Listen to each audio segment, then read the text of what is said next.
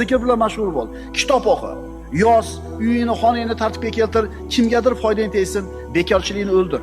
Qaraginda, uyingda sen qilishing kerak bo'lgan ish to'lib yotibdi. Ikkita mardikor olib kelsam, 1000 so'mdan bersam, огородni chopib, tekis agat olib beradi. O'zi men yo'q o'zi. O'zi hemiri yo'q. Qaraganda uyingda sen qilishing kerak bo'lgan ish to'lib yotibdi. O tomni ichiga chiqqanda tartibga keltirish kerak. Podvalingga tushganda u ham shu tartib kerak bo'ladi. Ko'changdagi ariq, eshiging tagidagi ariq tozami? Daraxtlaring sen o'zing xohlagandek chiroyli suratdami? Birodarlar, musulmon odam bekarchi bo'lishi mumkin emas. O'tirmaysizmi, dada, sizga nima deysiz? Yo'q, u mehnat qilib o'rgangan, mehnat bilan o'zini tirik his qiladi, mehnat bilan o'zini baxtli his qiladi.